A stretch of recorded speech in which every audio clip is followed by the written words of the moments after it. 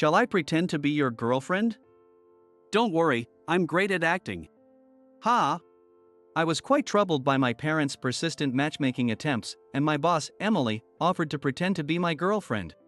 She was way too beautiful to be my girlfriend, but it seemed like this would work out for now. However, on the day of the meeting, not only my parents but I too was shocked by an unexpected revelation.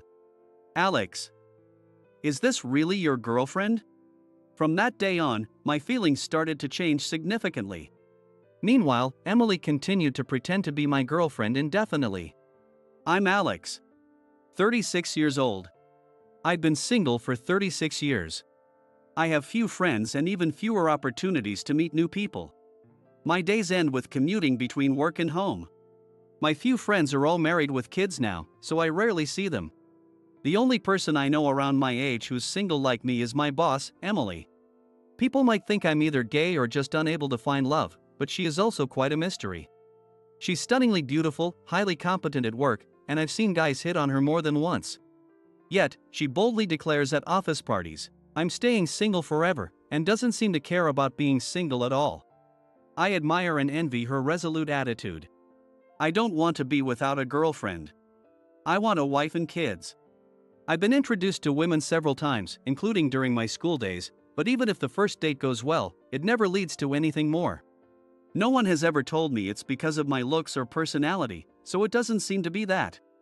What's the problem? Lately, I've been thinking about this all the time. Alex. Hey. Emily's voice snapped me back to reality.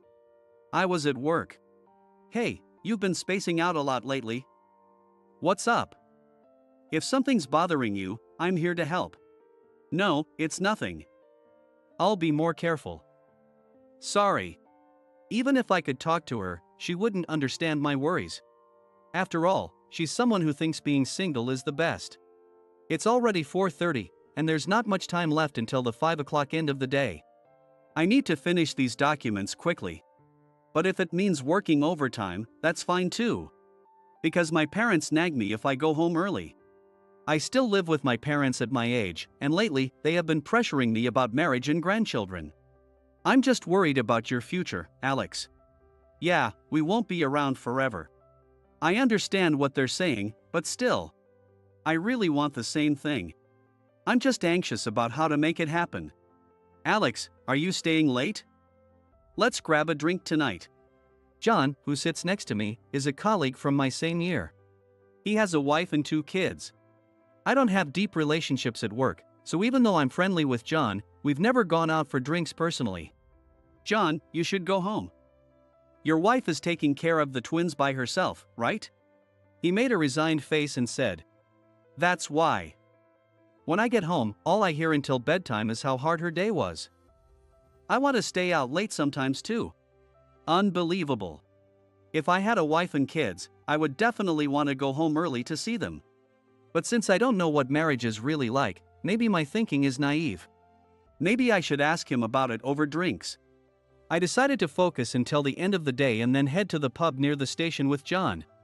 His recommended pub is cheap and the food is decent, but we have to get there early to get a seat. Tonight, we hurried from the office and managed to snag a couple of seats at the counter. We toasted with beers and started to unwind from the day. Halfway through my mug, I remembered. I should text my mom that I won't need dinner tonight. John asked, Who are you texting? Mom, I replied, and he chuckled. I know why he's laughing. But I don't want her to go through the trouble of making dinner for me. Her reply said, Enjoy yourself. She probably thinks I'm out with a woman. I rarely stay out late unless it's for farewell parties or year-end parties. Feeling a bit tipsy from the alcohol, I boldly asked John an intrusive question. Hey, how did you meet your wife and start dating? Since I don't usually discuss such things with coworkers, he seemed surprised but answered sincerely. It was at my previous job. I joined this company mid-career, remember? My wife was my junior at my old company. So, how did you start dating? It was pretty normal. We met at a pub one day, said, Hi, and, oh, it's you, hit it off, went to a second round, and within a week. She came to my parents' house. Even if I met a female colleague at a pub, I can't imagine it turning into a romance from just hi. And, oh, it's you. Usually, it's just a drink together and then, see you tomorrow, right? How does it escalate to meeting the parents within a week? As I pondered this, the person next to me left, and someone new sat down. I'll have a large beer, a breaded pork cutlet, grilled mackerel, and some chicken skewers. Despite the woman's voice, her order was quite hearty. Wait, that voice sounds familiar. I looked over, and there was Emily. The only empty seat at the counter was next to me. She comes to pubs alone? How impressive. She noticed me and we made eye contact. Hi. Oh. We ended up drinking together. And that cat was just so cute. I almost took it home, but then I came to my senses. It wouldn't be fair to keep it in my apartment. Emily, already tipsy, was enthusiastically recounting how she almost adopted a cat from a shelter. John, who loves beautiful women like Emily, was fully engaged in the conversation. For some reason, every guy at our company, even the married ones, is infatuated with her. I, on the other hand, was listening half-heartedly since I didn't have any personal interest in her beyond work. Maybe my low energy bothered her because she suddenly turned the conversation towards me. Alex, why aren't you getting married? She is always straightforward, even when drinking. Of all questions, why that one? It's not that simple. I don't have anyone willing to be my girlfriend. She summarized my situation bluntly. That's because you're clueless about the world, Alex. Curious about what she meant, I asked her to elaborate. Apparently, I'm out of touch with modern social life, insensitive to women's feelings. And not sophisticated enough. I was genuinely impressed. Emily really pays attention to people. It's true that I'm not interested in what's happening in the world. I don't watch TV or browse the internet. I don't care about trends or places women enjoy. My hobby is reading. Specifically, paper books. I'm an analog. On weekends, I go to bookstores, and cafes are places for reading, not for talking. Why didn't I realize this sooner? I should meet a woman who shares my love for books. When I get home, I'll look for a book club or some social group for adults. I felt a glimmer of hope and downed the rest of my beer. That's exactly the problem, Alex. That's why you're not popular. Emily said, exasperated. Huh? What do you mean? To put it nicely, you're super laid back. To put it bluntly, you're extremely self-contained. I may not be as outgoing as Emily, but how does she understand my thoughts so well? Is she a genius? Just as I started to take an interest in her, she had already moved on to another topic with John. We ended up at karaoke for the second round. Emily was an amazing singer. But I was exhausted from the unfamiliar night out, and my memory became hazy. When I got home past 11, my parents were grinning in the living room. I coldly told them, I just drank with a colleague. Seeing them visibly disappointed filled me with a sense of guilt. My parents are very close. During my teenage years, I found it embarrassing and would separate from them during family trips. As an adult, seeing friends pair up, I understood that love and marriage can be close bonds. But there are also guys like John who occasionally don't want to go home. My dad coming home on time every night and my mom greeting him with cheerful stories are probably more than just normal. I still don't get men and women at all. Anyway, I should take a bath and then read my mystery novel before bed. As I headed towards the bathroom, my mom called out. Alex, come here for a moment. I was seated across from my parents at the living room table. On the table was a thin photo album. Take a look at this. Mom opened the album to reveal a woman in a flashy dress. I had a bad feeling. Isn't this a matchmaking photo? Dad started to explain. Your aunt from California has been suggesting this for a while. I always thought it'd be better for you to marry for love. So I turned down the matchmaking offers. But since you have no one. Dad emphasized the importance of marrying for love because that's how they did it. Having seen their happiness, I can understand that. But this woman. Isn't this Sarah, Auntie's neighbor? Sarah is 5 years older than me and used to bully me when we visited her place during holidays. She was bossy, took my toys, never waited her turn, and flipped the board when she was losing. Even when we met as teenagers, her nasty attitude hadn't changed. You're so gloomy, Alex, always reading. No wonder you can't get a girlfriend. You're so dull, Alex. Not kind, not attentive. She'd constantly point out my flaws and make snide comments. She probably hasn't changed as an adult. I'm not in a position to be picky, but she is a bit too much for me. Sarah has had far fewer opportunities now that she's 41. Alex, you used to play together a lot, didn't you?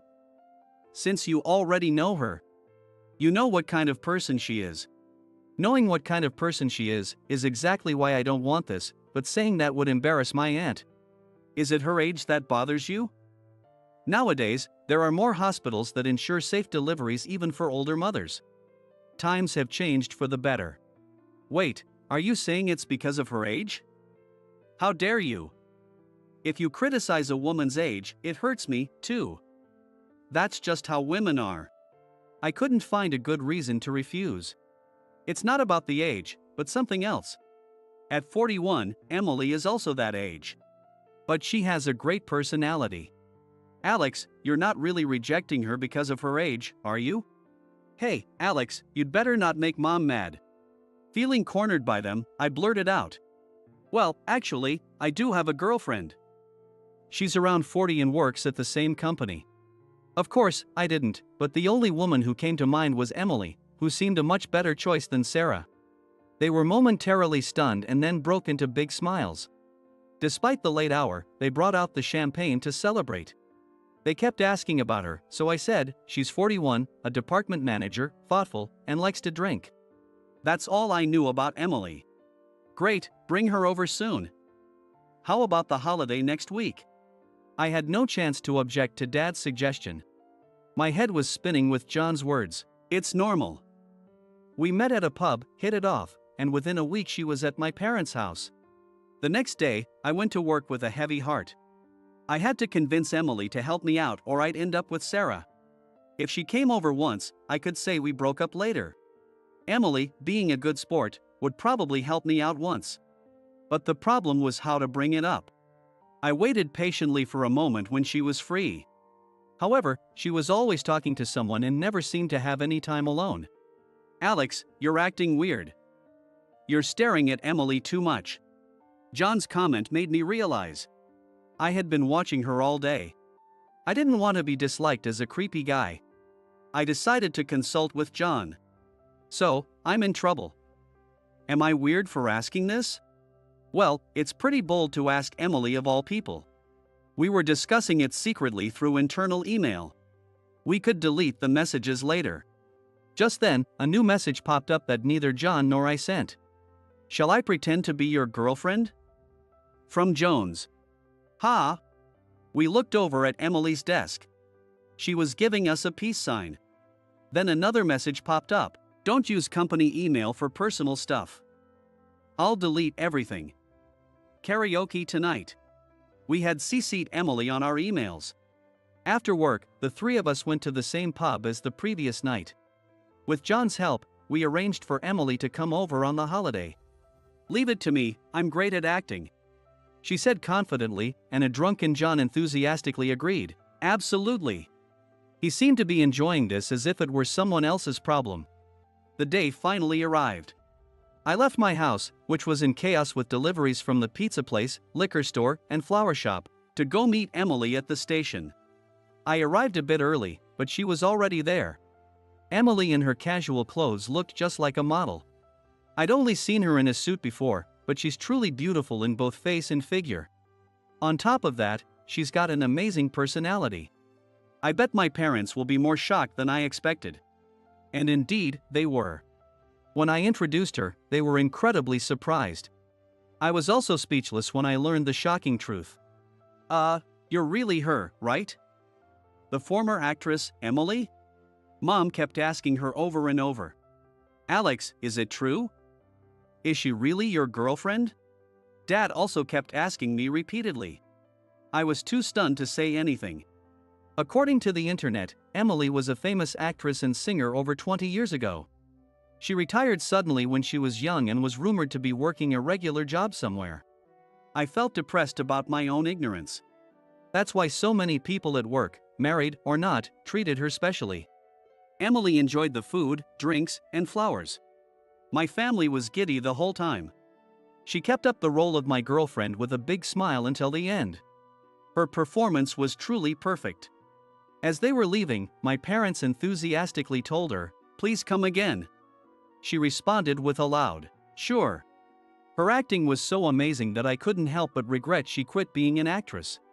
Thank you so much for today. I owe you one. At the station on the way back, I sincerely thanked her for everything. Emily had a troubled look on her face. "I didn't drink enough," she said, sounding dissatisfied. Oh, maybe I pushed her too hard. She really got into the role. Even though she drank a lot, she was probably just pretending and couldn't actually enjoy it. I'm sorry, they got a bit too excited. I guess it's not great to be reminded of your past like that, right? I said this, thinking if it were me, I wouldn't like it. She looked at me for a few seconds, then smiled and said, "You said you owe me one, right? Then let's go to an after party." What? Now? Karaoke? It wasn't good to teach you that after parties are just karaoke. There are all kinds of after parties. Come on, follow me. Emily pulled me along and we got on the train. We arrived in the city. It was the second-hand bookstore district where I often come to look for books.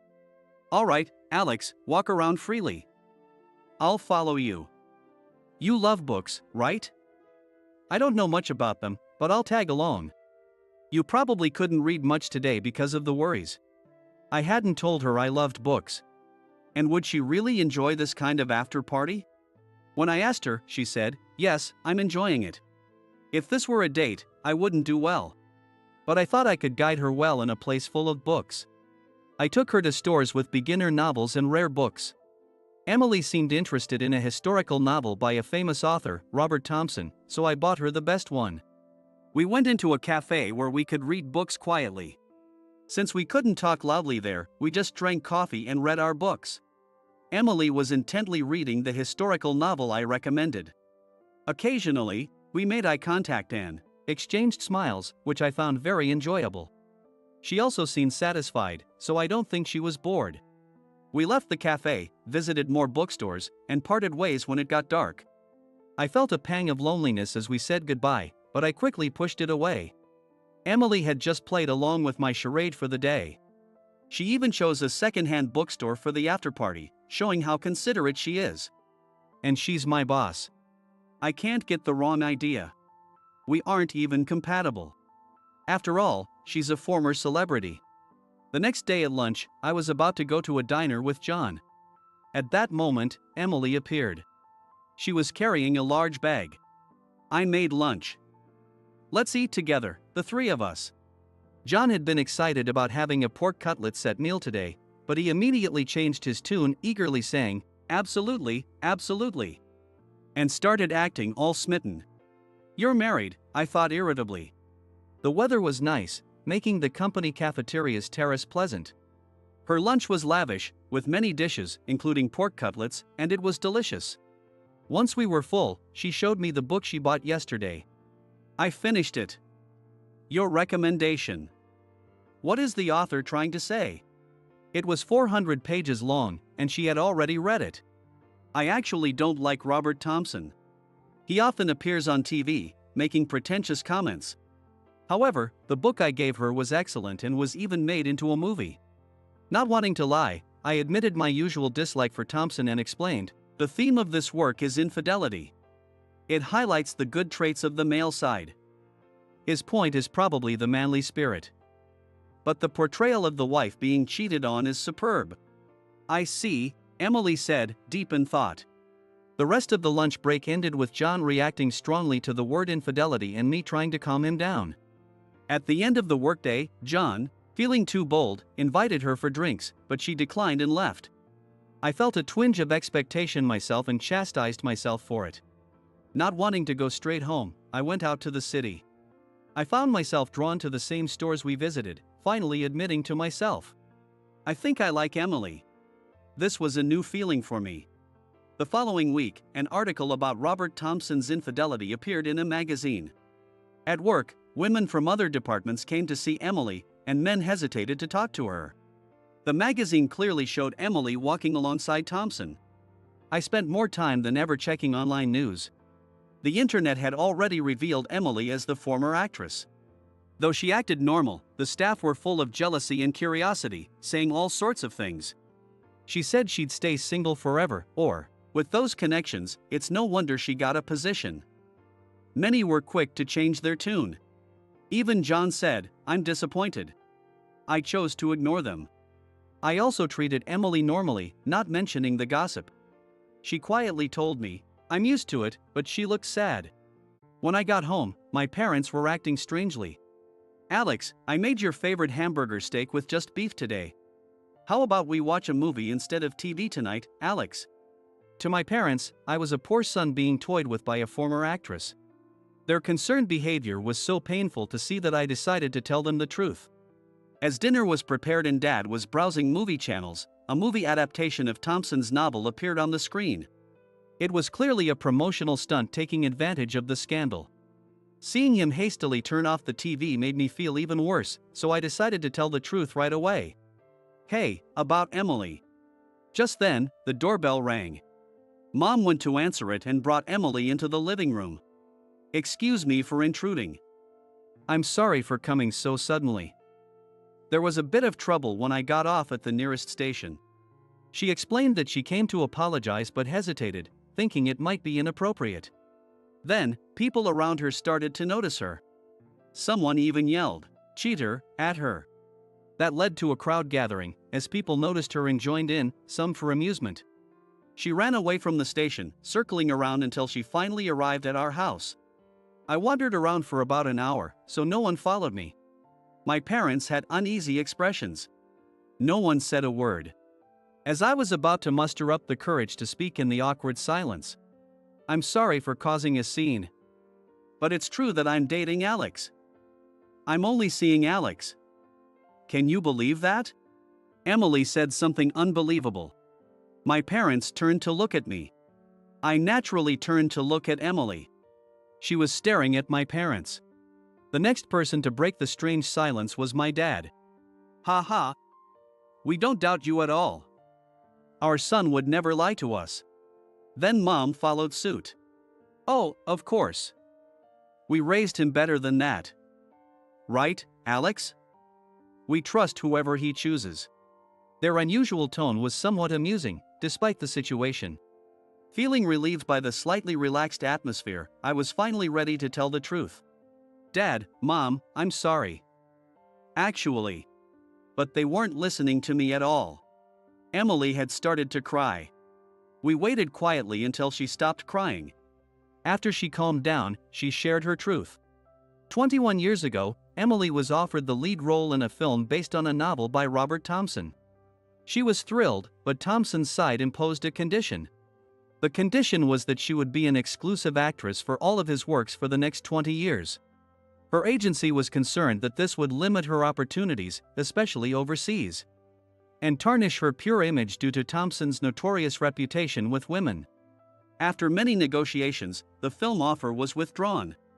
The office was talking about continuing to work hard while waiting for a big opportunity, but a few months later, an unexpected notification arrived. It was a copy of a contract agreeing to Thompson's terms.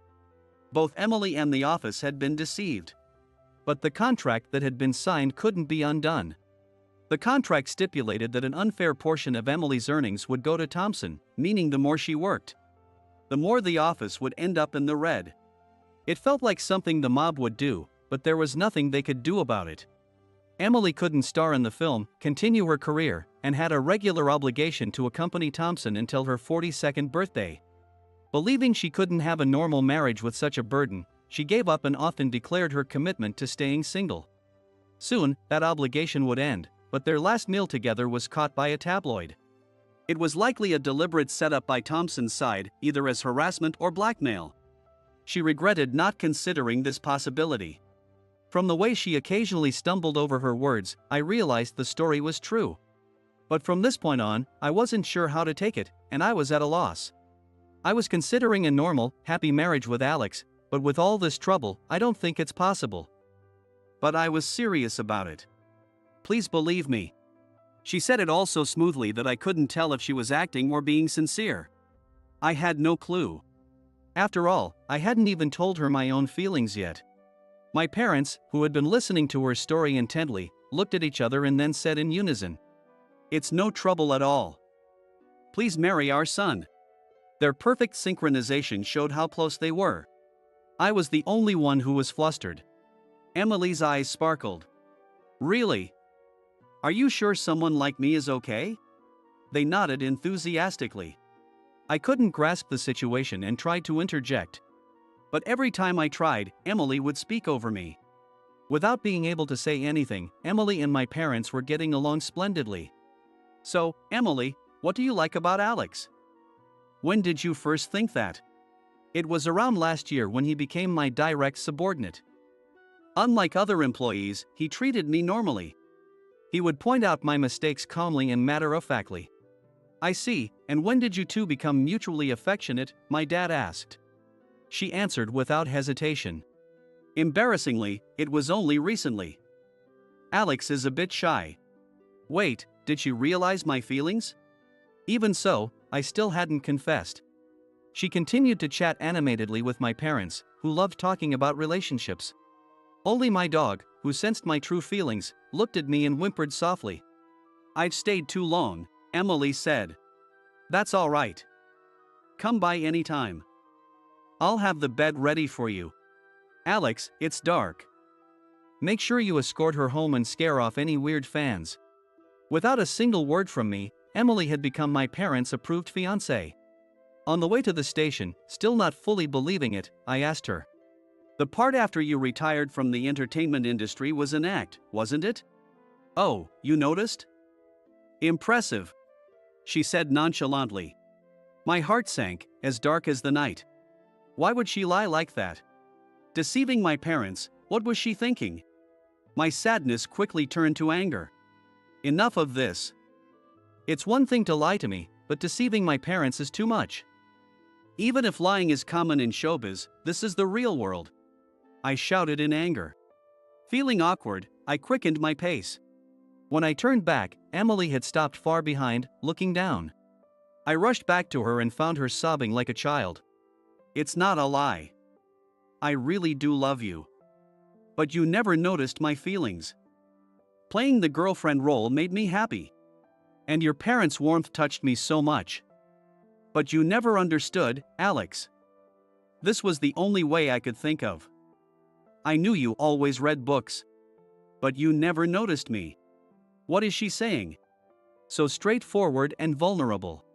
Emily, always sociable, meticulous, and reliable, must have been acting all along. That must have been so hard.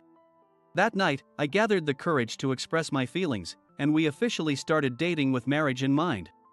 It was also a battle against the tabloids and Thompson's side, but since I was not well versed in entertainment gossip, I ignored the frenzy and stayed calm. The noise eventually died down. My parents even eagerly answered interviews, turning public opinion in our favor. The media and Thompson's side's attempt at manipulating information failed spectacularly. Now, a few months later, Emily was being sympathized with as a victim of the dark side of the entertainment industry. And Thompson's reputation had plummeted. We quietly and discreetly submitted our marriage license application. I informed my department, and they threw us a celebratory party. John, drunk, kept saying, "I'm the Cupid here, you gotta thank me too, damn it." I hadn't forgotten that. I had pretty much followed the same path that led John and his wife to get together. It was simple. We met at a bar one day, said hi, and, oh, hello, hit it off, went to an after party, and a week later, she was visiting my family. Thinking back, it was so similar that it made me laugh. These things do happen like that. The celebration seemed likely to go beyond a second party into a third. "Alex, you should call your mom and let her know you won't need dinner," Emily suggested. Emily never laughed at me for checking in with my mom about dinner plans. It wasn't just that Emily and my mom got along well, but Emily had grown up without knowing her own parents. She believed that if you have parents, it's only natural to thank them and keep them informed about your life. She admired that I maintained such a close relationship with my parents even as an adult. I also felt a renewed sense of gratitude toward my parents. The happiness of falling in love, getting married, and becoming a family is wonderful. The bond I thought didn't exist was right in front of me. I was wrong for not seeing it. While my indifference worked to our advantage with the media, I wanted to be more sensitive and caring towards the people close to me, like family, friends, and colleagues. I aim to grow more as a person. I hope Emily and I can become a couple who stay as close as my parents are.